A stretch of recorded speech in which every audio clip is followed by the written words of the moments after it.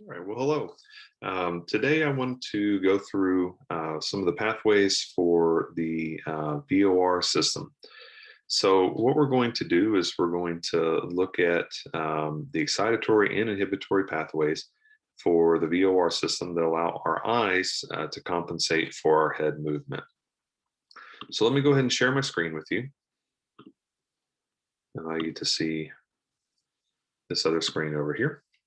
And what you'll notice is that I have a very simplified drawing here of the brainstem components.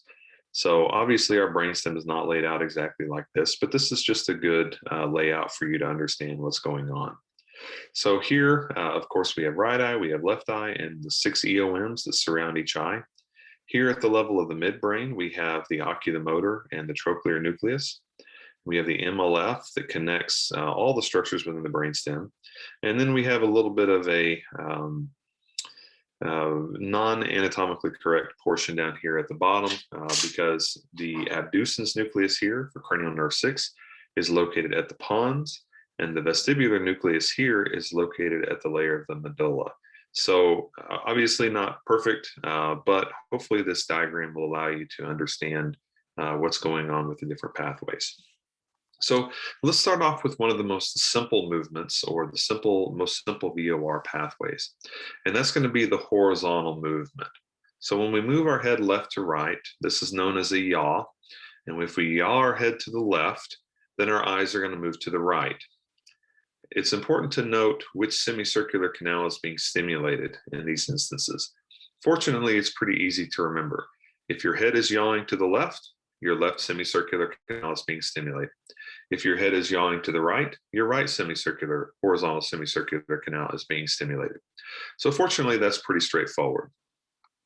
If we are moving our eyes, or if we're moving our head to the left, then our eyes are going right, because they're designed, or the VOR reflex rather, is designed to compensate for head movements by moving our eyes at the same speed, but in the opposite direction as our head. So if our head is rotating to the left, our eyes are going to move to the right to compensate for that. The system is designed to try to hold our fovea on some object of interest. So let's go through a very simplistic, let's go through the horizontal pathway here. So let's start off with a right head turn. We're going to yaw our head to the right. And so what we said before is that if we're yawing our head to the right, then we know that our right semicircular canal is going to detect that. And then specifically, the right horizontal semicircular canal is going to detect that. So that's a given right there off the bat. So now we rotate our head to the right, right semicircular canal detects that movement. Now what we know is that when we have a right head turn, then our eyes are going to move to the left. So our left eye is going to abduct and our right eye is going to adduct. And so our right eye is going to be stimulated at some point. The medial rectus for the right eye is going to have to contract to move our eye in that direction.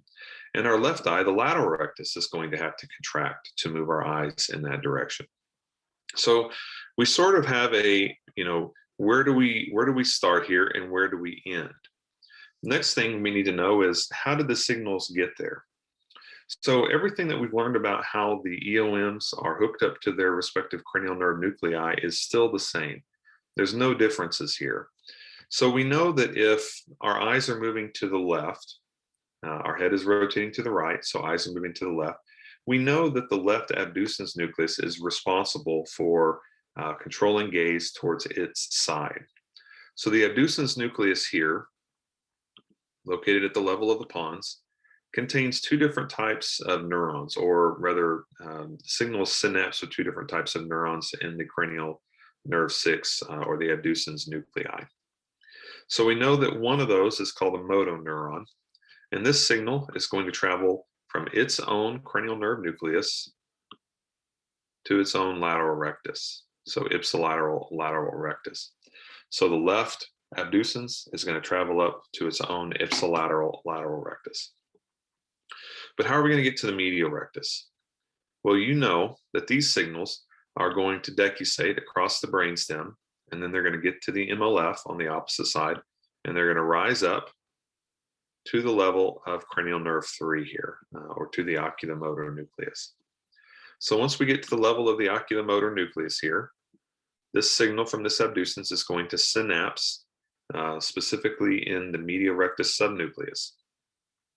Because this signal is an interneuron, so it's carrying a transmission signal to this specific cranial nerve nuclei. It's not going to make the medial rectus fire, but it is going to send a signal to let this medial rectus subnucleus know that its own medial rectus needs to fire in order to make our eyes move to the left.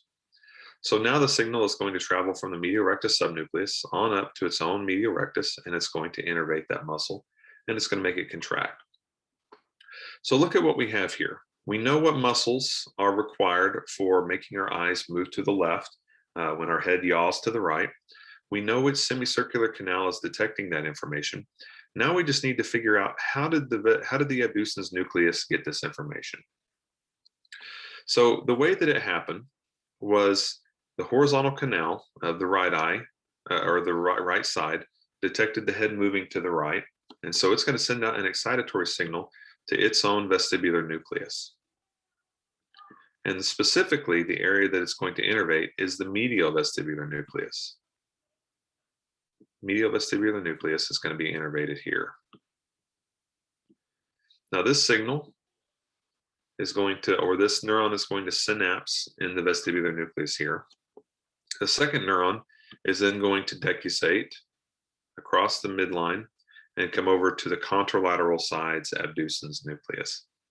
And it's going to innervate into that abducens nucleus, and then it's going to connect to the remaining cranial nerve nuclei into the specific EOMs. So now we have the whole story, okay? We know which horizontal canal was being stimulated. We knew at the beginning which cranial or which EOMs were going to be contracted. And so now we've effectively filled in all the blanks. This one is pretty straightforward. It's probably the easiest of the different pathways to understand. But the one thing that you have to remember is the signal comes from the horizontal canal to the medial vestibular nucleus. And then that signal is going to synapse. And then it's this next neuron is going to cross the midline to the contralateral abducens nucleus. Once we get to this abducens nucleus, you know the rest of the story. We already know which muscles are innervated. We already know which EOMs are responsible for moving the eyes and so on and so forth.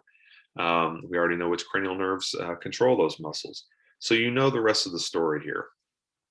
And this, in fact, is the excitatory pathway for the horizontal VOR. Again, if the head is moving right, eyes are moving left. The next thing that we want to look at is, what is the inhibitory pathway? So what's the inhibitory pathway here? Because according to Sherrington's law, we need to have a simultaneous and an equal amount of relaxation of the antagonistic muscles in order to allow our eyes to smoothly rotate in some direction. So what are our antagonists going to be? Well, this one's pretty straightforward. If our head is moving to the right, or our head is yawing to the right and eyes are moving to the left, then the muscles that are normally controlling our eyes going to the right are the antagonists, and they need to be suppressed or inhibited. So if we're looking to the right, our right eye is abducting, which is the responsibility of the lateral rectus for the right eye. And our left eye's medial rectus is adducting, and it's pulling our eye in towards the midline there. So we know that somehow and in some way, these muscles need to be suppressed. The other thing we know is that the abducens nucleus is still responsible for controlling gaze to its side. So in fact, all of the signals that we just talked about, this sort of setup here still works. It just works sort of in reverse, or for the opposite side. So this abducens nucleus here is still going to send motoneurons out to its own lateral rectus and cause it to be inhibited at this point, or sort of a reverse contraction, because the muscle is supposed to relax simultaneously and proportionately to the muscle that's being, to the antagonist muscle that's being contracted. That way we don't have some sort of really, shuddery eye movements. It's a very smooth motion of the eyes moving over. The other thing that we know is that this signal contains interneurons, which are going to decussate and then rise up to the level of the midbrain, and they're going to synapse again in the midbrain, specifically on the medial rectus subnucleus. So that signal, we know where that signal is going to go, and it's going to go to that medial rectus. Now, how did we get there? That's the next step. According to Lee and Z, the same canal that's providing the excitatory signal also contributes to the inhibitory pathway. So we already know which canal is sending this inhibitory command. If we're yawing our head to our right, it's our right semicircular canal. And so this one is going to send its signals to the vestibular nucleus, and again, the medial vestibular nucleus here. Now, this is going to synapse, and we're going to send another neuron out to the ipsilateral abducens nucleus. So now we have the whole story, and this is exactly what happens whenever we yaw our head to the right. Our eyes move left to compensate for it. So our eyes, excuse me, our head is yawing to the right, our eyes are moving to the left, and you can see the excitatory pathway here that contracts those muscles. At the same time, we have to have antagonistic muscles relaxing. And so if our head is moving to the right, then the muscles that are normally responsible for making our eyes move to the right need to be relaxed proportionately. And that's what we see here. So between the two systems, or between the excitatory and the inhibitory side, these pathways are very, very similar.